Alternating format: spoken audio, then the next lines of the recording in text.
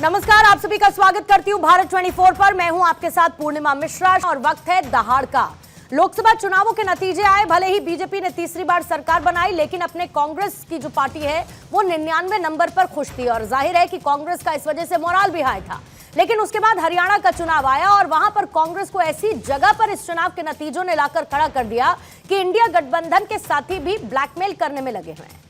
उत्तर प्रदेश में अखिलेश यादव हैं तो झारखंड में हेमंत सोरेन हैं। अंदर खाने कांग्रेस की मुश्किलें बड़ी हैं।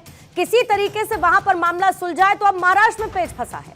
वैसे तो महाराष्ट्र विधानसभा चुनाव को लेकर सीट शेयरिंग का पेच महायुति और महाअघाड़ी दोनों के गठबंधन में ऐसा उलझा कि सुलझना मुश्किल नजर आ रहा है और इसे सुलझाने की जितनी कोशिशें हो रही हैं उतना ही ये उलझता जा रहा है। गठबंधन में रेफरी की भूमिका में नजर आ रहे शरद पवार ने तो सबसे बड़ा खेल कर दिया। लोकसभा में सबसे कम सीट पर चुनाव लड़ने वाले शरद पवार ने विधानसभा में बराबर सीटें ले ली।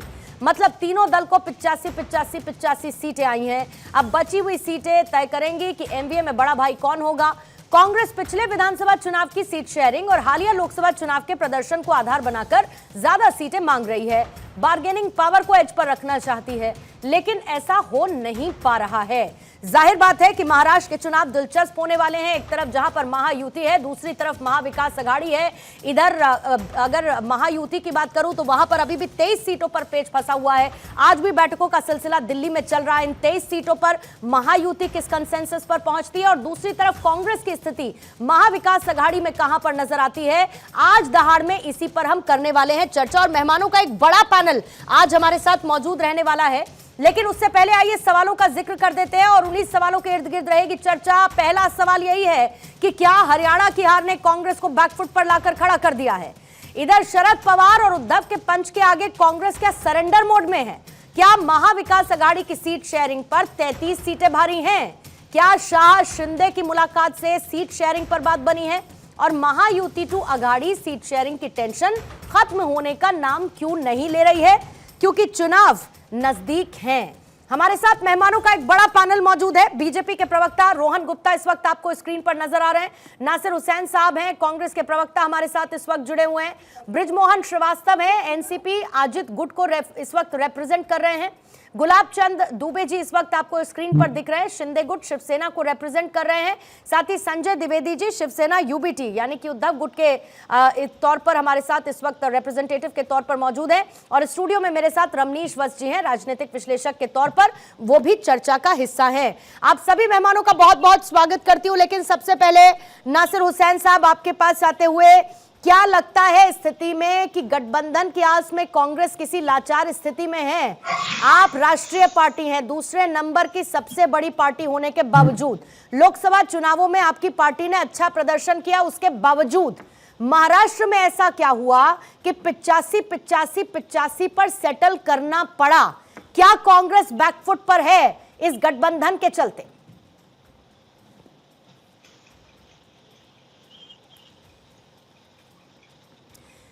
अनम्यूट करेंगे नासिर हुसैन जी, अनम्यूट करेंगे सर। हाँ।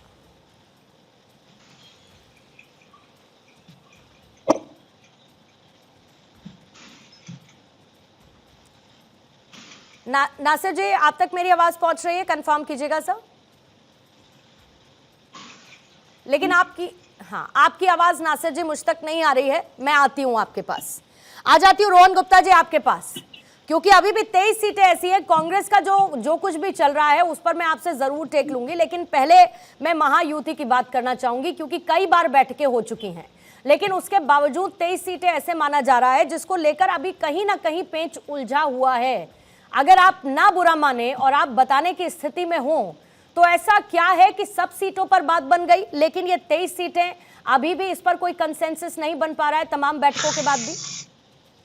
देखिए, 288 सीटें हैं और उसमें अगर 23 सीटों पे बात नहीं बनती है पूर्णिमा जी, तो मुझे लगता है कि बड़ी आपत्ति की बात है। ऑलमोस्ट 180 से ज्यादा हमने तो उम्मीदवार डिक्लेयर कर दिए। आप सामने देखिए कि उम्मीदवार भी डिक्लेयर नहीं हो पा रहे।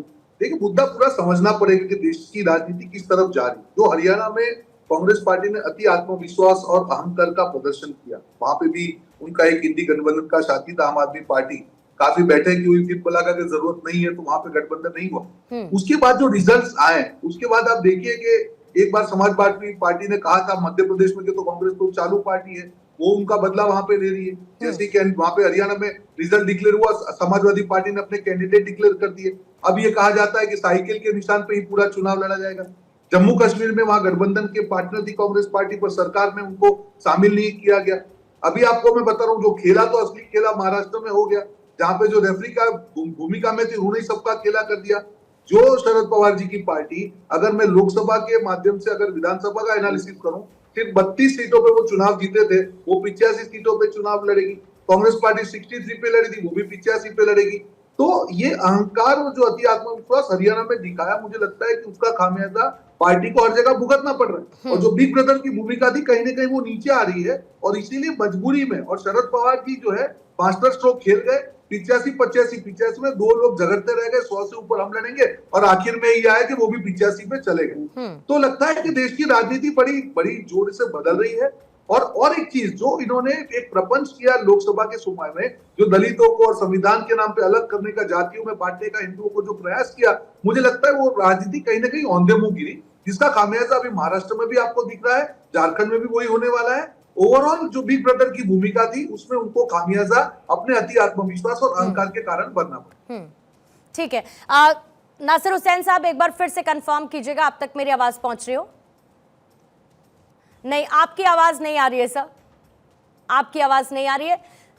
कोई बात नहीं, इसको थोड़ा सा और समय लेके करेक्ट कर लेते हैं, कोई दिक्कत नहीं है। इसको प्लीज फाइनली नासिर हुसैन जी की आवाज पहुंच पाए, इसको करेक्ट करिएगा। उसी बीच में संजय द्विवेदी जी, आपके पास आ जाती हूं मैं। ऐसा क्या है कि लोकसभा चुनावों के जिस तरीके के नतीजे रहे, उसमें उद्धव गुट अपने आप को सबसे ज्यादा ऊपर रखता हुआ नजर आ रहा है। कांग्रेस को आखिर ज्यादा सीटें देने में उद्धव गुट की स्ट्रैटेजी क्या है, ना दे पाने में? क्योंकि आप वहां की क्षेत्रीय पार्टी है, मैं समझती हूं, आपका अपना एक वोट बैंक है, लेकिन फिर भी कांग्रेस तो गठबंधन का हिस्सा है, और कांग्रेस एक नेशनल पार्टी है, लोकसभा चुनावों में भी दूसरे नंबर की पार्टी थी। फिर महाराष्ट्र में कांग्रेस को इतना कमतर क्यों देखती है यूबीटी? देखिए पूर्णिमा जी, महाविकास अघाड़ी गठबंधन में हम लोग एक दूसरे के पूरक हैं। हम एक दूसरे बड़े छोटे नहीं है। ये जो होता है कि भारतीय जनता पार्टी नेता करते हैं। आज से 30 साल पहले जब हमारे से गठबंधन हुआ था, माननीय बाला साहब ने गठबंधन किया था हमारी अटल बिहारी वाजपेयी से, तो उस समय भाजपा को कोई जानता नहीं था महाराष्ट्र में। लेकिन जैसे जैसे भाजपा को जानने लगा, भाजपा के जो काम करने के तरीके उनमें चेंज आने लगा। हमारे महाविकास अघाड़ी में ऐसा कुछ नहीं है। माननीय शरद पवार जी हम लोगों से बड़े हैं, अनुभव उनका पूरा है। तो कैसे गठबंधन बनेगा, कैसे नहीं बनेगा, ये सब उनके विचार विमर्श है। और तीनों पार्टियां बैठती है, ये नहीं अकेले बैठ के हम कांग्रेस को दबाने की बात करते हैं। न कांग्रेस को हमने दबाया, न कांग्रेस को आज दबाना है। जो निर्णय आपस में बैठ के होता है, उसी पे हमारा जो 85 सीटों का जो गठबंधन हुआ है। और जो इस बार क्या कर रहे हैं हम लोग इंडिया बनकर लड़ रहे हैं। समाजवादी पार्टी को भी सीटें देना है, और जो हमारे अलायंस है उनको भी सीटें देना है। हम लोग एकजुट होकर, जो ये बार बार कहावत कही जा रही है कि साहब इनसे आप इनको बाहर कर दिया, इनको बाहर रास्ता दिया, नहीं, अपनी समाजवादी पार्टी हमारे साथ लड़ेगी, और सभी लोग हमारे साथ इस बार का चुनाव लड़ेंगे, और हम मजबूती चुनाव लड़ेंगे। एक बात मैं और कहना चाहता हूँ, जो बार बार जो शिवसेना पे आरोप लगाया जाता है कि साहब आप बाला साहब ठाकरे की नीतियों भूल गए, अब आपने क्यों गठबंधन कर लिया, तो मैं ये कहना चाहता हूँ कि माननीय अटल बिहारी वाजपेयी की क्या नीतियां थी। एक सीट कम थी, लेकिन उन्होंने एक सीट के लिए नहीं कहा, और 5 साल वो बाहर रहे।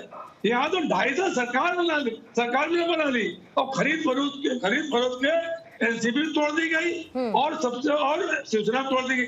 सबसे बड़ी बात जो हुई, जो 75 सालों का इतिहास इस देश का, कि पार्टी का चुनाव चिन्ह जाता था, लेकिन पार्टी का नाम अगर किसी को नहीं देना है तो दोनों लोग अलग अलग होते थे। जैसे शरद पवार या जितने लोगों को आप देख लीजिए, ये पार्टी से अलग हुए, वो अपनी पार्टी बनाई, अपनी चुनाव चिन्ह लिया, और आज जनता के बीच में काम कर रहे हैं। लेकिन यहाँ उल्टा हुआ, यहाँ पूरी पार्टी दे दी। जो चुनाव का अधिकार नहीं था, वो पार्टी को दे दी, चुनाव चिन्ह दे दिया गया। फिर उसके बाद हम लोग खड़े हैं, और हमारे यहाँ कोई मतभेद नहीं है। लेकिन हाँ, भारतीय जनता पार्टी बिल्कुल ठीक बात है, बिल्कुल ठीक बात है, लेकिन कभी कभी तो ताले की कमजोरी को भी तो दोष दिया जाएगा ना। आप बीजेपी पर आरोप लगाते रहिए कि भाई पार्टी तोड़ दी, चुनाव आयोग पर लगाते रहिए कि चिन्ह को लेकर ये कर दिया वो कर दिया, लेकिन कभी कभी अपने ताले की कमजोरी को भी तो दोष दीजिएगा कि ऐसा क्या हो गया कि हमारी पार्टी हमसे टूटकर चली गई, तो हमारी पार्टी इंटैक्ट क्यों नहीं रही। बनस्पत इसके, द्विवेदी जी, बनस्पत इसके कि आपकी और बीजेपी की विचारधारा तो एक है ना, उसके बावजूद पार्टी टूटी और उनके साथ लोकसभा चुनाव भी लड़ा है। ब्रिजमोहन श्रीवास्तव आपके पास आते हुए, ठीक है सर मैं आती हूँ, एक एक क्विक रिएक्शन जल्दी से सबसे लेना चाहूंगी। हाँ बोलिए। अच्छा ठीक है बोलिए। हमारे साथ एनसीपी के साथ स्वार्थी लोग थे, हाँ। लालची लोग थे, जो लालच जो स्वार्थ पड़ गए, जो जेल नहीं जाना चाहते थे, जो संजय राउत जेल गए और बाकी लोग जेल गए, एनसीपी लोग जेल गए, उन्होंने पार्टी नहीं छोड़ी, ना कहीं गए, वो आज भी एनसीपी और शिवसेना के साथ में।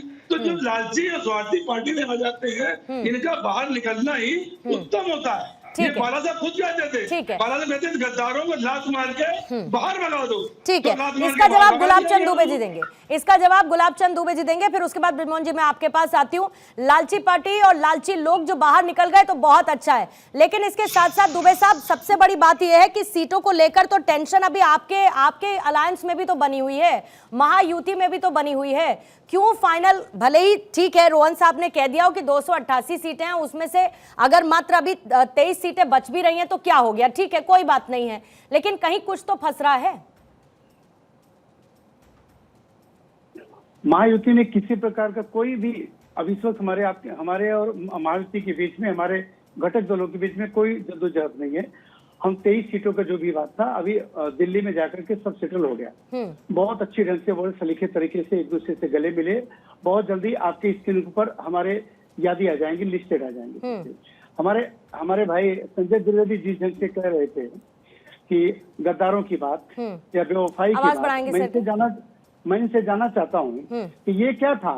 भारतीय जनता पार्टी और शिवसेना के बैनर तले माननीय बाला साहब ठाकरे, माननीय मोदी जी के चेहरे पे 2019 में हम चुनाव जीतते हैं। महाराष्ट्र का जनमानस, जनता जनार्दन हमको चुन के देती है और उनके विचारों को दमन करते हुए उद्धव ठाकरे साहब मुख्यमंत्री बनते उस सूबे के, कांग्रेस से और राष्ट्रवादी हाथ मिलाकर के, जो कि माननीय बाला साहब ठाकरे ने कभी इस चीज को स्वीकार नहीं किया अपने जीते। वो क्या था संजय द्विवेदी, जो बेवफाई था कि गद्दारी था कि वफादारी था, वो आप तय करेंगे। अब रही बात कांग्रेस की बात, इन कांग्रेस जब तक हरियाणा के चुनाव के बाद, जम्मू के चुनाव के बाद जो छीछा लेदर इन कांग्रेसियों को हुआ है, अब ये कहते हैं कि हमारा इंडिया गठबंधन है। इंडिया गठबंधन का धर्म कहाँ निभा रहे हैं? अखिलेश जी निभा रहे हैं कि ये हमारी शिवसेना उभाता निभा रही है। हरियाणा का चुनाव का निकलने के बाद पूर्णिमा जी, सबसे पहला कांग्रेसियों के खिलाफ अगर कोई आवाज आए तो प्रियंका चतुर्वेदी और संजय राउत ने इनको नसीहत दे डाली कि आपको समझने की आवश्यकता है। उन्होंने इशारा किया कि अब महाराष्ट्र में आपको सोचना पड़ेगा, आप बड़े भाई की भूमिका में हो ही नहीं सकते। बड़े भाई की भूमिका में अब यहाँ पर राष्ट्रवादी आदरणीय शरद पवार के नेतृत्व और आदरणीय उद्धव ठाकरे साहब के नेतृत्व में चुनाव लड़ा जाएगा, ऐसा इनको इशारा किया गया। तो इनके बीच न राष्ट्र धर्म है, न राज्य धर्म है और न गठबंधन धर्म है। इनके पास कोई धर्म बचा ही नहीं। सभी धर्म को ये लांघते हुए इस वक्त ये निकल पड़े हैं राजनीतिक पटल पे। ये महाराष्ट्र का क्या भला करेंगे? तो ये पूर्णिमा जी, ये जो हमारे ऊपर आक्षेप लगा, भी इनकी कांग्रेस की कोई सूची नहीं निकली। हमारे यहाँ तो 38, 45 और 99 की हमारी सूची निकली और अभी 1 घंटे के बाद आपको हमारी सूची सब आ जाएगी। हमारे कोई भी खटपट नहीं दिखाई दिया। इनके लोगों के बीच में खटपट अभी भी है और आगे आप लोगों को पूरे लोकतंत्र के चौथे स्तंभ परिपत्रकारों को मालूम पड़ेगा कुछ घंटों में। इनकी बात अभी तक बनी नहीं है। इनके कुनबे में वाकई में जो विवाद मचा हुआ है, ये सामंजस्य इनको हो ही नहीं सकता। घटक दल जो और इनके खाते में जो बचे हुए हैं पूर्णिमा जी, सब के सब नाराज हैं और एक बार पुनः महाराष्ट्र के इस लोकतांत्रिक मंदिर के बीच, माने इस विधानसभा के बीच पुनः महायुति सरकार आने जा रही है, इसमें कोई संदेह नहीं। ठीक है, मेरे साथ नासिर हुसैन साहब एक बार फिर से जुड़ चुके हैं और उसके बाद ब्रिजमोहन जी मैं आपके पास आऊंगी।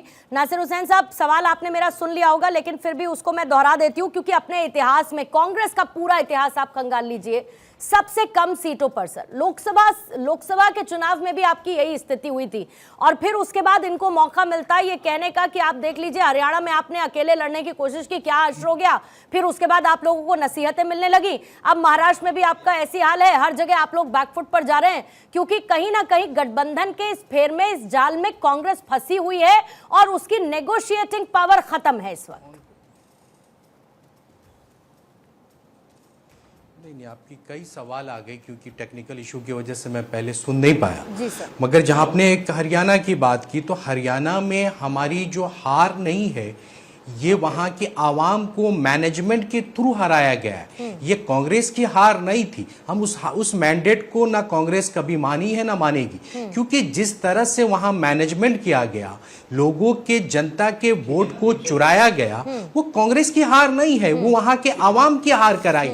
चंद सीटों से हम पिछड़ गए। क्या नौजवानों का मुद्दा खत्म हो गया, बेरोजगारी का मुद्दा खत्म हो गया, पहलवानों का मुद्दा खत्म हो गया? हरियाणा की जनता बिक गई? नहीं, जनता झुकने को नहीं, जनता के वोट, इन्होंने उनके वोट नहीं, को फिर आप मैनेज गलत कर लिया। बयानबाजी मत करिए। तो जनता के वोट को भारतीय जनता पार्टी को चुराया है। हुसैन साहब एक बात मैं बोलूं, आप सुनिए। हुसैन साहब मैं एक बात बोलूं, मैं समझती हूं कि कोई नहीं, आपको मौका दूंगी, मैं आपको पूरा मौका दूंगी सर। ऑडियो डिले है और ऑडियो डिस्कनेक्टेड है, मैं सब समझ रही हूँ, अब आप पैच हो पाए हैं। लेकिन मैं ये कह रही हूँ कि आपने शुरुआत कर दी कि हरियाणा में इन्होंने मैनेज किया, तो आप मैनेज कर लेते, किसी ने रोका थोड़ी था। लेकिन यहाँ चर्चा मैं सिर्फ हरियाणा की नहीं कर रही हूँ। ईवीएम मैनेजमेंट किया गया है, इलेक्शन कमीशन के थ्रू मैनेजमेंट किया गया है, जनता के वोट को चुराया गया है। जनता ने तो वोट कांग्रेस, आप बताइए ना, एक झूठी सर्वे में भी अगर भारतीय जनता पार्टी जीतती हुई दिखनी चाहिए ना, एक नकली फर्जी आप सर्वे दिखा दीजिए, एग्जिट पोल दिखा दीजिए जिसमें बीजेपी जीत रही हो। सब सारे एग्जिट पोल में बीजेपी हारती है, तो ईवीएम मैनेजमेंट है। और आपने यूपी की बात की कि कांग्रेस कमजोर हो गए। अरे हमने इंडिया अलायंस को वहां लड़ाया है, एक एक बूथ पे हमारे समाजवादी के लोग लड़ेंगे तो कांग्रेस उन्हें सपोर्ट करेगी। हमारे लिए सीट कल मायने नहीं था, सबसे बड़ी मायने देश की संविधान और लोकतंत्र मायने रखती है। सीट हमारे इंडिया अलायंस को आ जाए कोई फर्क नहीं पड़ता है, हमारे साथी हैं। और महाराष्ट्र की बात करते हैं, आज महाराष्ट्र के तमाम नेता दिल्ली के तरफ झुक चुके हैं। आप बताइए ना, एकनाथ शिंदे दिल्ली में, दिल्ली के दरबार में बैठे, अजीत पवार दिल्ली के दरबार में बैठे। अजीत पवार की वजन कितनी है आप बताइए। तानाजी सावंत उन्हें किस अल्फाजों से नवाजा था, उन्हें कैसा बोलते हैं कि उनकी नाम लेने से मुझे उल्टी होती है। आज उनके साथ सत्ता वो शेयर करने की कोशिश कर रहे हैं। उनके लोगों को, बाबा सिद्दीकी को इसी महाराष्ट्र के जमीन पे मार दिया गया। कितनी आवाज उठाई, तो न सुरक्षा है न कुछ, खुद अपनी सीटों का बंटवारा नहीं कर पा रहे। अभी भी 106 सीट का बंटवारा होना इनका बाकी है।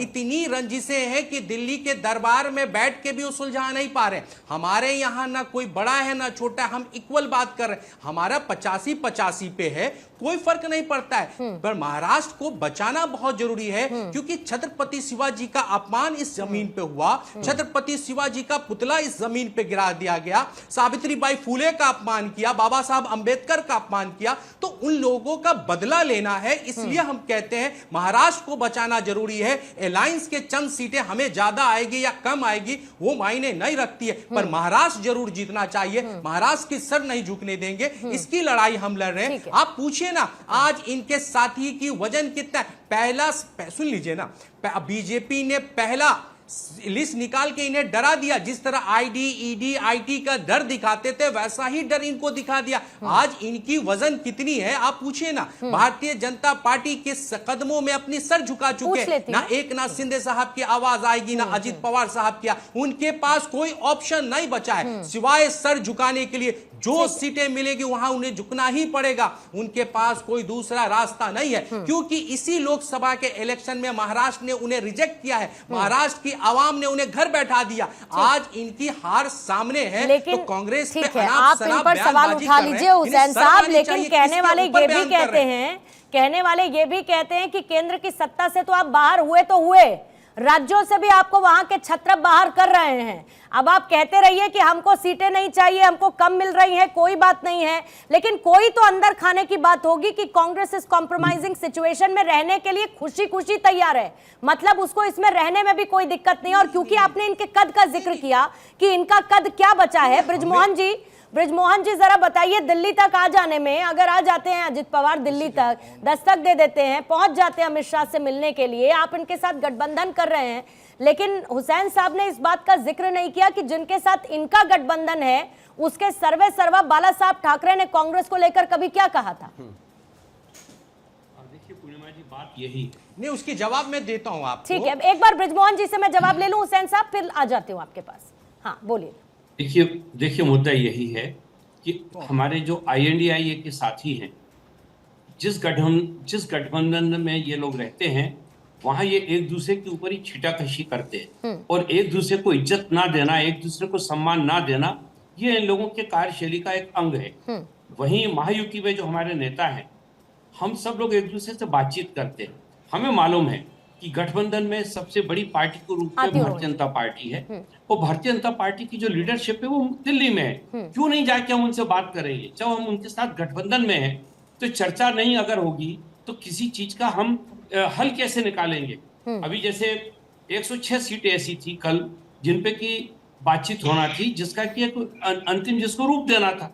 तो वहां अगर तीनों पार्टियों के नेता आपस में बैठ के बातचीत नहीं करेंगे और अगर उसका कोई अंतिम परिणाम नहीं निकालेंगे तो बात कैसे आगे बढ़ेगी? मैं सोचता हूं कि ये जिस प्रकार के आरोप अभी हुसैन साहब लगा रहे थे या इसके पहले द्विवेदी जी ने भी जो बातें की, मैं पूरी इनकी सारी बातों से पूरी तौर से असहमत हूं। ऐसा लगता है जैसे कि एक स्टोरी राइटिंग की जा रही हो। अब आप बताइए, जो चीजें हम लोगों के यहाँ पे, हमारे यहाँ जो चर्चा हो रही है, उसकी जानकारी इनको कहाँ से मिल गई?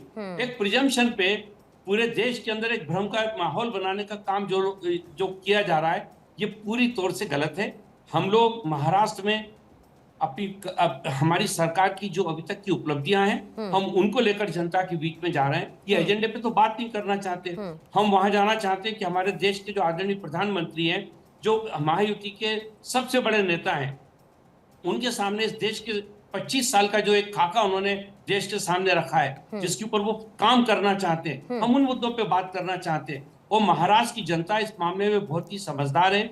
उसे मालूम है कि महाराष्ट्र के विकास के लिए अगर सबसे बेहतर कोई इस समय सरकार हो सकती है तो वो महायुति की ही सरकार हो पाएगी, क्योंकि 4.5 साल अभी आदरणीय नरेंद्र मोदी जी की सरकार दिल्ली में है। अगर महाराष्ट्र का विकास होना है तो दिल्ली की सरकार और राज्य सरकारों के बीच में जब तक सामंजस्य नहीं होगा तब तक महाराष्ट्र किसी भी राज्य का विकास करना बहुत कठिन है और इसको महाराष्ट्र की जनता बेहतर तरीके से जानती है। मुझे लगता है जितनी बातें कह रहे हैं खाली मनगढ़ंत बातें हैं, इसका कोई जनाधार नहीं है। इनको सबसे पहले अपनी तरफ देखना चाहिए। ना इनके पास कोई प्रोग्राम है, ना इनके पास ये मुद्दे हैं कि किन मुद्दों को लेकर ये महाराष्ट्र की जनता से वोट मांगेंगे, ना इनके बीच में आपसी सामंजस्य। आदरणीय संजय राउत साहब प्रतिदिन सुबह 9 बजे उठकर जिस प्रकार से अंदर की झगड़ों की जानकारियां देश को देते हैं, वही इन लोगों के लिए बहुत काफी है। उसी से पता लग जाता है कि इन लोगों के बीच में किस प्रकार का सामंजस्य और किस प्रकार से ये लोग ठीक है, जल्दी से मैं महेश चव्हाण जी से प्रतिक्रिया लेना चाहूंगी। रमनीश जी, आपको भी कोशिश करूंगी पहले सेगमेंट में समय दे पाऊं,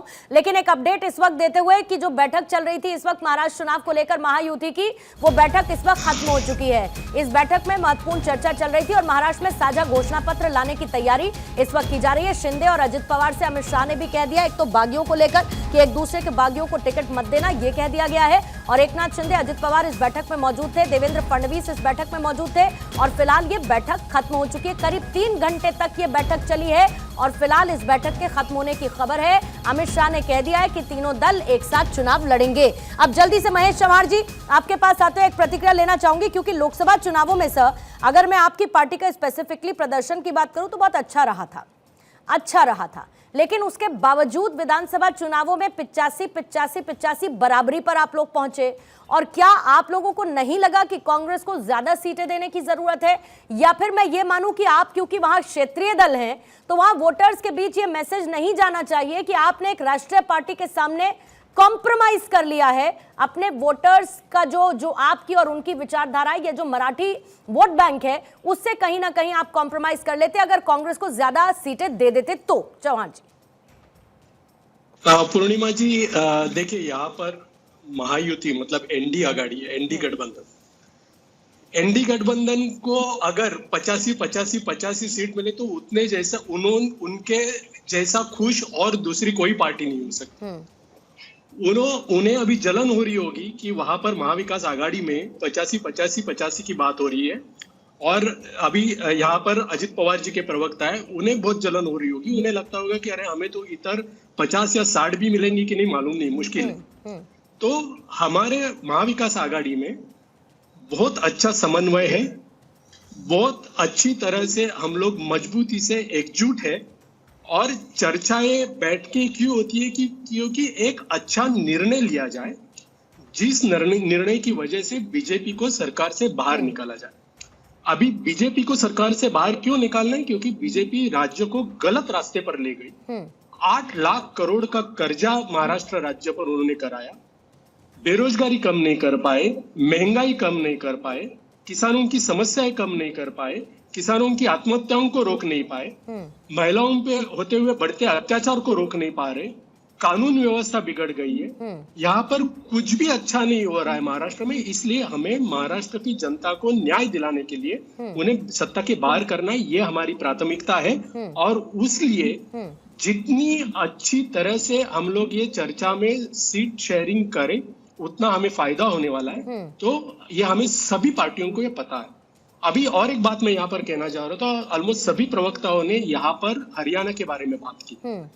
अभी पूर्णिमा जी एक सिर्फ मिनट दीजिए मुझे। अभी हाल ही में जो लोकसभा के चुनाव हुए, उधर नरेंद्र मोदी जी के नाम पर चुनाव बीजेपी ने लड़ा, एनडीए आघाड़ी ने लड़ा, लेकिन जनता ने उनको जमीन पे लाकर रख दिया। नरेंद्र मोदी जी के 370 सीटों की सपने को उन्होंने 240 पर रोक दिया।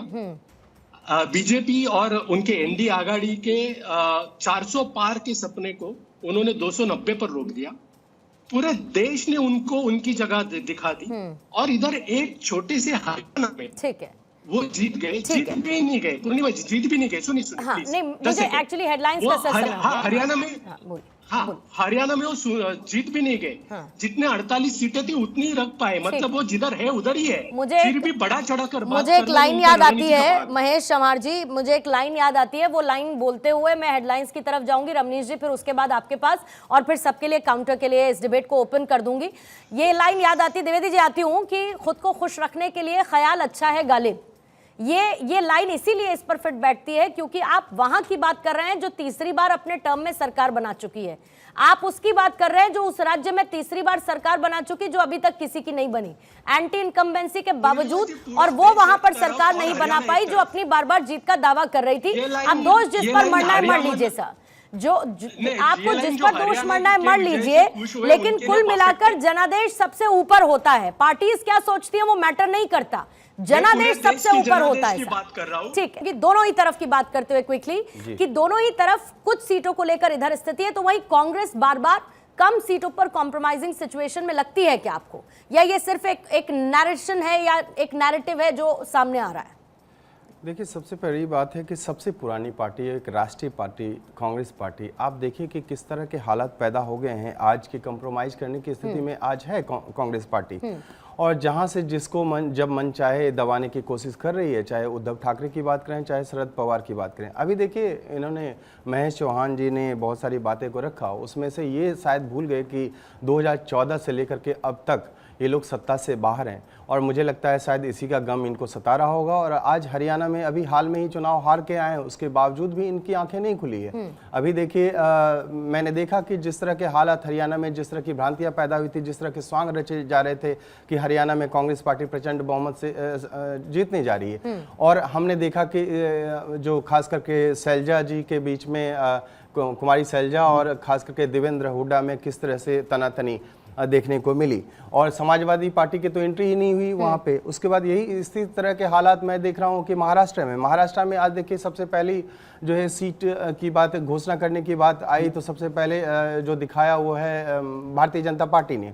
और स्ट्राइक रेट की बात करें 2019 के चुनाव में, तो मैंने देखा कि 164 सीटों पे चुनाव लड़ी थी, और उसमें से 105 सीट जो है जीतने में सफल रही। और स्ट्राइक रेट की बात करें तो 64% जो है स्ट्राइक रेट पे रही भारतीय जनता पार्टी।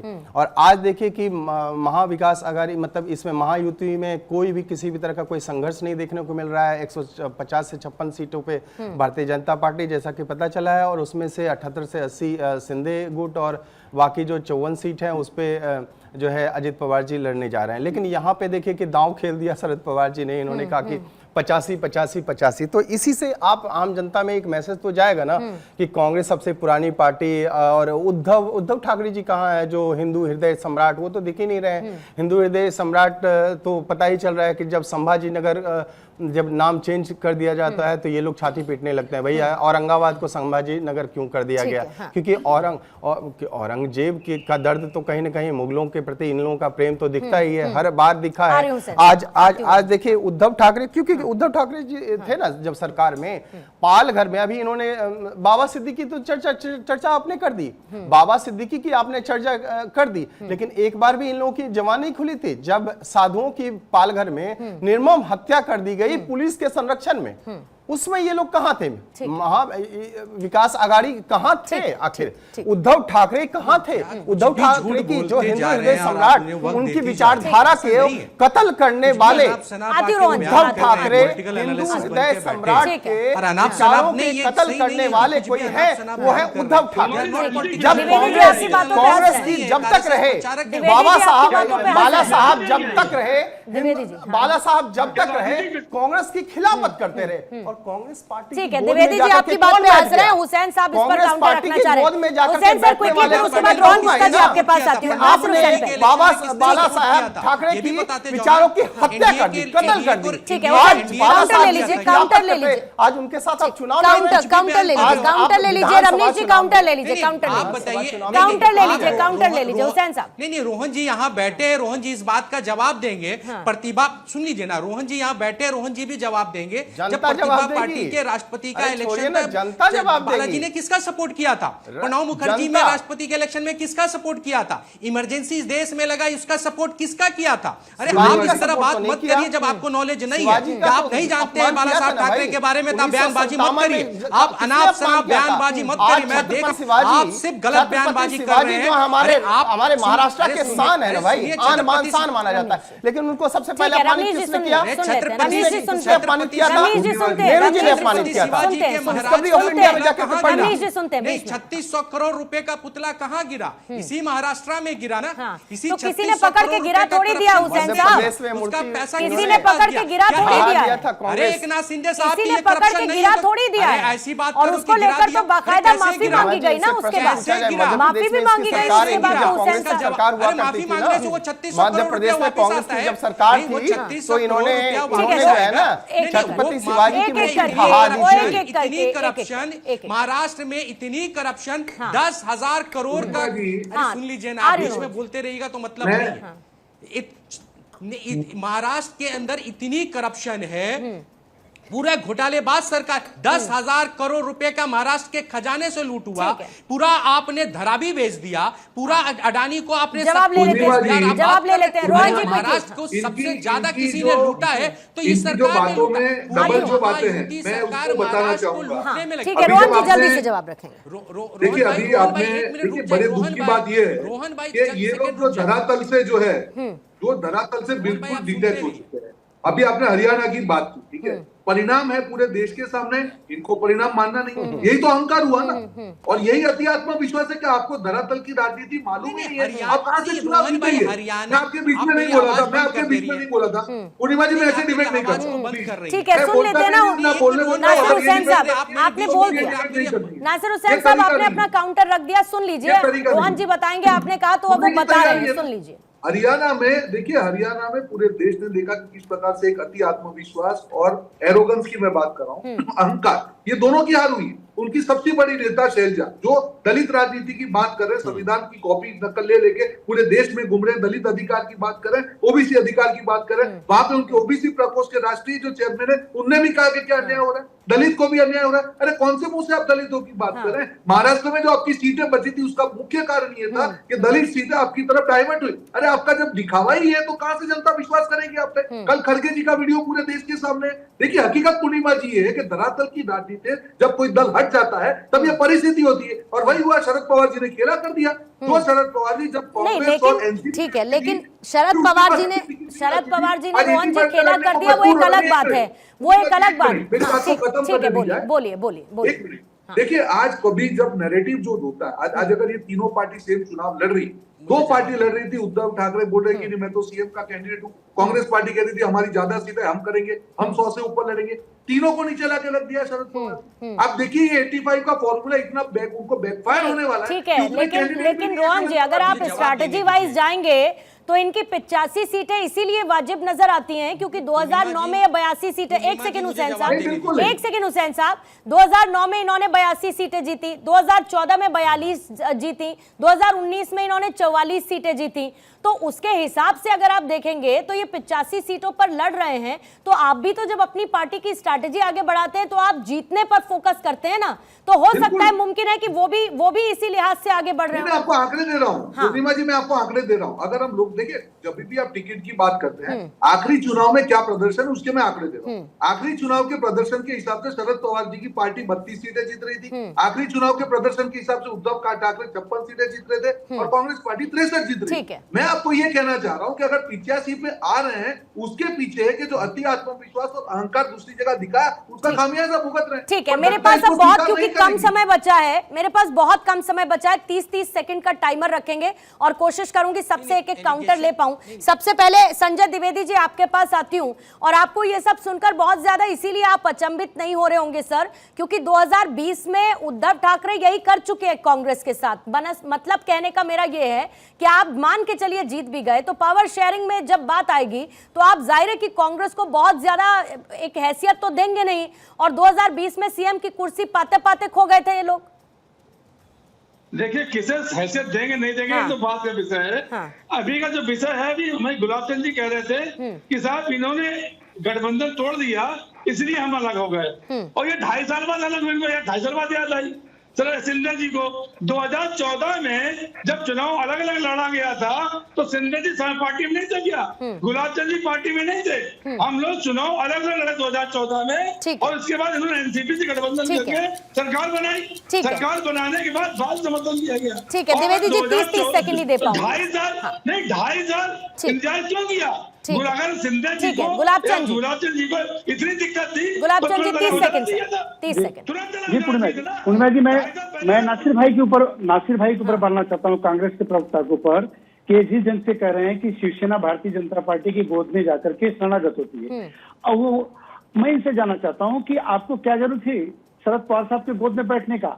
10 जून 1999 भूल गए आप, जिस वक्त आपको छोड़ करके अपना राष्ट्रवादी दल बना दिए, और फिर आकर के उद्धव ठाकरे के पास आप बैठ करके उनके गोद बैठे, भूल गए इस वक्त यही राहुल गांधी जब मुंबई में आए थे तो उनको जोड़ो मार आंदोलन किए थे। ठीक है सर, 30 तो सेकंड। तमाम ऐसे मुद्दों को लेकर के इन लोगों को खुद विचार करने ठीक है महेश चौहान जी 30 सेकंड सर।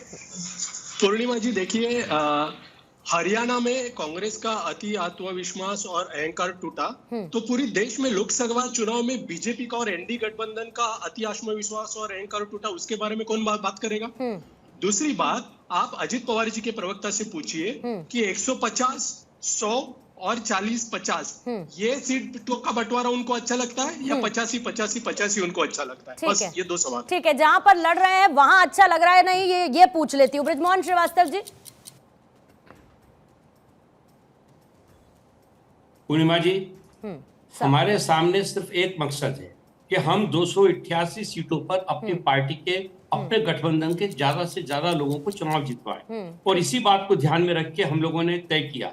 हम लोगों ने कहीं अपने 288 सीटों में हम लोगों ने अपने तीनों दलों के नेताओं को कहीं बांटा नहीं है, कार्यकर्ताओं को कहीं बांटा नहीं है, क्योंकि हम ये मान के चलते हैं कि 288 सीटें हमारी हैं और इसमें हमको जीतना है। तो हमारे तीनों दलों में जो हमको जीता हुआ प्रत्याशी दिखता है उसको हम लोगों ने टिकट दिया है, और मुझे लगता है कि जो प्रत्याशी हमारे सामने आएंगे वो महाराष्ट्र के लिए सबसे बेहतर उम्मीदवारों में से एक होंगे, इसका मैं दावा 30 सेकंड मत क्रॉस करिएगा, बट प्लीज हाँ बोलिए। पूर्णिमा जी देखिए, कांग्रेस पार्टी को कांग्रेस पार्टी हम ये कहें या कांग्रेस प्राइवेट लिमिटेड पार्टी कहें, ऐसा मैं इसलिए कह रहा हूँ कि लोकतंत्र और राजतंत्र की बात, वाकई में राजतंत्र अभी भी चल रहा है। जो सोनिया गांधी जी कहेंगे वही होगा, जो राहुल गांधी जी कहेंगे वही होगा। दलितों की बात करते हैं, और कल हमने देख लिया कि किस तरह तरह से जो है कांग्रेस के अध्यक्ष मल्लिकार्जुन खड़गे का इन्होंने अपमान किया, कुमारी शैलजा का इन्होंने यहाँ पे अपमान किया। फिर उसके बाद फिर देखिए महायुति की बात करें तो स्पष्ट है कि जिस तरह की मतलब सीट शेयरिंग हुई है, स्पष्ट रूप से इनका आप देखें परिणाम में भी इनको देखने को मिलेगा।